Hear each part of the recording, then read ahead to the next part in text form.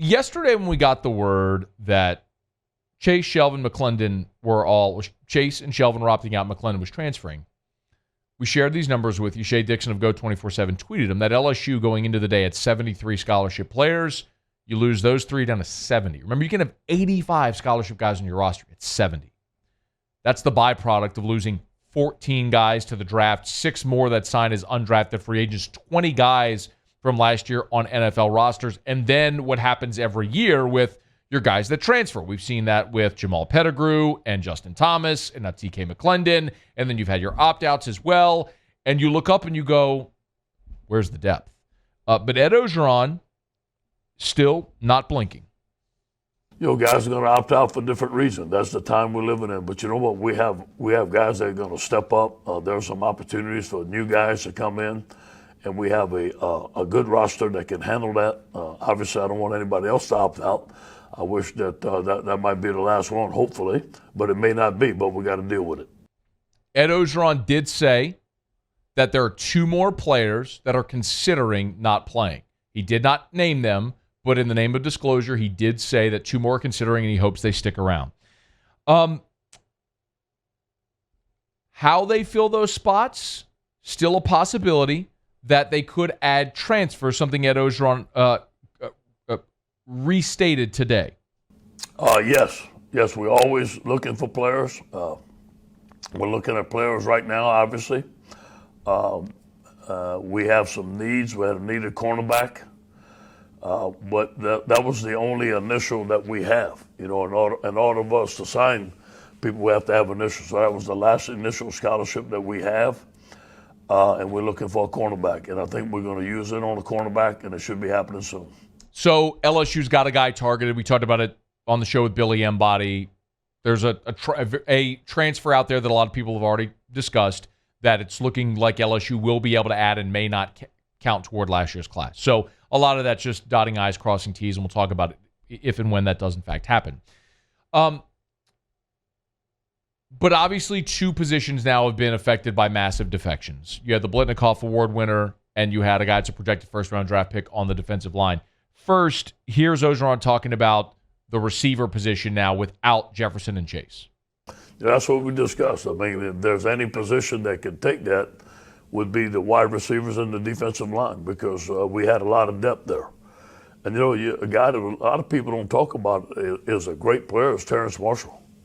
And I think Teres Marshall, there's 200 balls between Jefferson and Jamar that's got to be caught. These guys are eager to catch them, man. So these are Keyshawn Butte, Coy Moore, those guys that stuck out, John Trey Kirkland, Racey McMatt, and Terence Marshall. This is their time. And I think that what you're going to see is guys are going to step up, and there's going to be one new superstar that we don't know about because it's his time. You heard him mention a lot of names. Of course, Teres Marshall leading the way, Keyshawn Butte, Coy Moore. Do we see the emergence of Racey McMath? We're going to see new names. Ed Orgeron also talked about the defensive line and how they have depth there. Jacoby Guillory had an outstanding practice yesterday, man. The guy made plays. Jacqueline Roy, those guys are going to have to play for us. Glenn Logan, and now Apu Ika is going to start at nose. And what we did is, I'm going to tell you that this was a hard decision. Joe Evans was doing really, really good on the offensive line. I mean, really, really blocking well. I talked to him today. I think that he has a chance to play on defense. So we're going to move him to defense today to add some depth, especially inside. Outside, we got some very good players. We got some young defensive end that are going to play a lot. Andre Anthony and Teres Moore is playing better. Then thank God we got Ali from junior college. And then we got Philip Webb and B.J. Ojulari that's coming, and Desmond is coming. So we have some young guys. They're going to have to play. And have to get better as the season goes on. Ed Orgeron mentioned a lot of names there, but there are not a lot of names that have produced at this level. So LSU right now is at the doorstep of where programs like Clemson and Ohio State and Alabama are every year. What I mean is, what just happened to LSU happens to those programs every year. Now, LSU had 14 players drafted. They were one off the modern record of number of players drafted in a single draft. Okay. I'm not minimizing that in any way. But Alabama just had 9 players drafted. They have 9, 10, 11 guys drafted every single year. Every single year. Clemson has set a school record with 31 draft picks in the last 5 years. They deal with this every single year. How do you maintain your elite level status? You recruit well enough over a 4-year rolling cycle that even when you lose 10 guys, 14 guys to the NFL draft, the guys behind them don't skip a beat. It's just their turn. We know, because they've proven it, that Clemson is in that air, that Ohio State is in that air, that Alabama is in that rarefied air. I would include Oklahoma as well. It's just difficult for me because Oklahoma plays in a league that I think they're just the big kid on the block. And when they've had to go toe-to-toe with the other powers in college football, they've come up short. But Oklahoma, to a degree, is in that rarefied air as well. 2020 is LSU's opportunity to prove they are there as well. Because you just lost a ton. There's no denying it.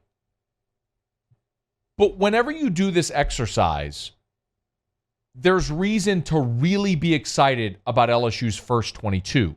The problem for me in this season now is depth. And look, even with the news yesterday of Chase and Shelvin opting out, LSU's win total projection hasn't altered in Las Vegas. I mean, it's because normally receivers and defensive linemen don't alter point spreads. Quarterbacks do. Other positions don't. Vegas isn't the be-all, end-all, but those guys are pretty good at projecting. You got a 4th-year junior at quarterback. It's awesome.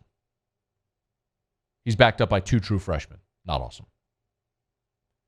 You got a grad transfer senior who was all conference in the Ivy League at center. Like it a lot. He's backed up, well, would have thought by Joseph Evans, but Ed just said Joseph Evans now is moving to defensive line.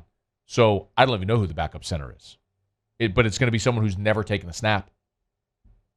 I really like your guards with Ed Ingram and Jason Hines. They're backed up by 2 redshirt freshmen that haven't played.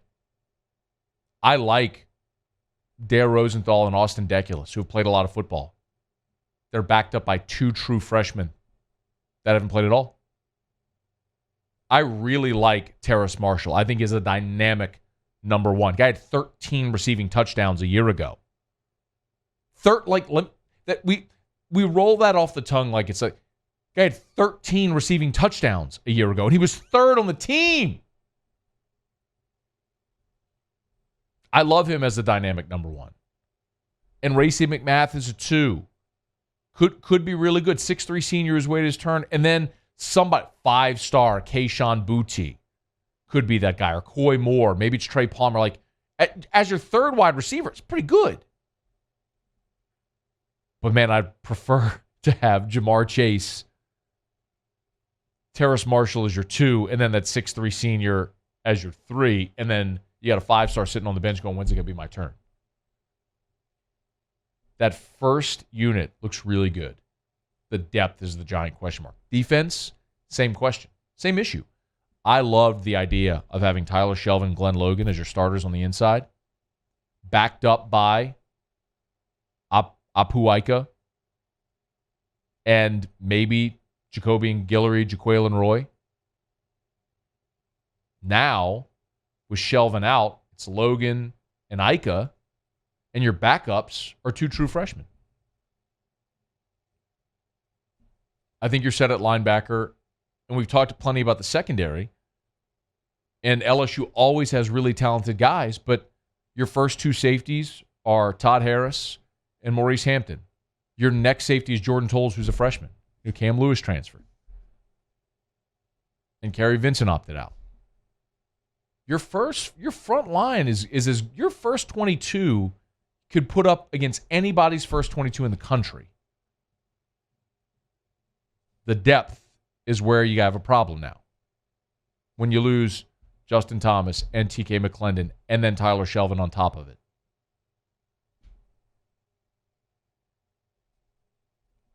Is the next wave of guys ready? If they are, then LSU could be right back in the mix for a championship. If they're not, then it could be a really slippery season for LSU. Look, USA Today put out their preseason bowl projections today.